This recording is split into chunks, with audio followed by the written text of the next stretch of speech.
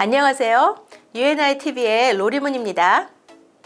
대학 학자금 신청은 어떻게 해야 할까요? 그리고 언제부터 시작해야 하나요? 그것은 FAFSA나 CSS 프로파일이라는 두 군데서 할 수 있습니다. 일반적으로 많은 학교들이 FAFSA를 사용하고 CSS 프로파일은 주로 사립대학에서 많이 사용을 했어요. 그러나 요즘은 꼭 그렇지만도 않기 때문에 먼저 원하는 대학에서 어느 것을 사용하는지 확인해 보시는 것도 중요합니다. FAFSA와 CSS 프로파일은 둘 다 10월 1일부터 신청하실 수 있습니다. 다시 말해서 2023년에서 24년 학기에 학자금 신청을 원한다고 하면 10월 1일 2022년부터 FAFSA 신청을 시작하실 수 있습니다. 마감일은 FAFSA나 CSS 프로파일이나 약간 다른데요. FAFSA는 6월 30일이 공식적인 마감일이고요. CSS 프로파일은 학교마다 다르지만 보통 1월에서 3월 사이다 라고 알고 계시면 좋을 것 같습니다. 사실 이 부분에서 많은 혼돈이 있는데요. 이렇게 생각해 보세요. 지금은 2022년입니다. 4월에 2021년 세금 보고를 합니다. 그리고 그 세금 보고한 것을 가지고 10월 1일에 학자금 신청을 하십니다. 그러면 그 학자금은 그 보조는 언제 받을까요? 그 다음 가을 학기입니다. 그리고 그 학자금은 그 해에 2023년에서 24년에 적용이 됩니다. 항상 세금 보고는 2년 후의 학자금에 영향을 끼친다는 것을 기억하세요. 그럼 지금 12학년 자녀를 두신 부모님은 2020년 세금 보고 하신 것으로 지난해 2021년 10월부터 학자금 신청을 시작하실 수 있었고, FAFSA를 이용하신다면 6월 30일까지는 마감을 하셔야 합니다. 11학년의 자녀를 두신 부모님은 2021년에 세금 보고부터 학자금 신청에 필요한 것이고요.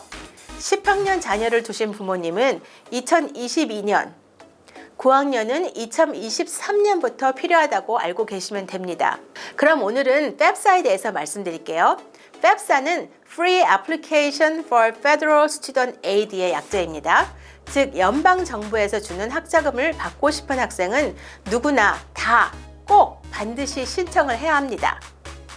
FAFSA는 매년 120 빌리언 달러의 예산이 있다고 합니다. 그것으로 그랜트도 주고 론도 주고 워크스터디를 제공해 주고 있는데요. 그리고 혹시 Financial Aid, 재정 보조를 받을 수 없는 상황이라도 FAFSA를 신청하셔서 Merit-Based Scholarship을 받을 수 있는 학교가 많기 때문에요. 꼭 하셔야 한다고 합니다. FAFSA는 쉬운 듯 보이지만 많은 분들이 서류 작성에 있어서 여러 가지 실수를 자주 범하시기 때문에 의도치 않은 문제가 많이 생기는데요. 얼마 전 컨그레스에서 발표한 보도에 따르면 2023년 10월부터 총 108개의 질문에서 38개의 질문으로 바뀐다고 합니다. 하지만 그것도 또 딜레이가 돼서요. 지금은 2023년이 아니라 2024년부터 적용을 한다고 합니다. 그럼 FAFSA의 진행 과정에 대해서 간단히 말씀드릴게요. 먼저 FAFSA 어카운트를 만드셔야 합니다. 학생이 어카운트를 만들었다 해도 부모님도 또 따로 만드셔야 합니다. 그리고 그것을 하기 위해서 모든 정보를 수집하셔야 되는데요. 예를 들어 소셜 번호, 영주권 번호, 시민권이 아니실 경우, 또한 운전면허 번호, 세금 보고 내역, 세금을 내지 않은 소득이 있다면 그에 대한 정보, 401k든 은퇴연금으로 들어간 소득이 있다면 그것에 관한 정보, 보유하고 있는 모든 재산에 관한 정보, 그리고 좀 더 자세한 소득과 재산 목록은요. wage income이 되겠죠? rental income, business income, 이자, dividend, foreign earned income, 해외에 있는 자산도 다 포함이 됩니다.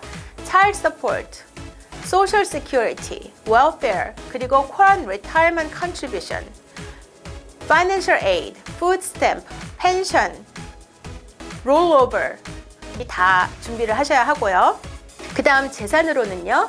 체킹 앤 세이빙스 어카운트, 그리고 투자하신 것이 있다면 investment account, business account, investment property, retirement plan, 집, 그 다음에 농장, life insurance, annuity, household item, 재산이 될 만한 것은 모두를 다 목록을 준비하셔야 됩니다. 그 다음 준비하셔야 되는 것은 원하는 대학 목록입니다. 가고 싶은 대학, 아직 입학이 확정이 되지 않았지만은 그 상태에서 서류를 준비하기 때문에 가고 싶은 대학 이름을 적으셔야 합니다. 적어도 한 학교에서 10개의 학교까지 적을 수 있습니다. 여기에 학교 이름을 적어야만 FAFSA에서 학교로 재정에 관한 정보가 보내집니다.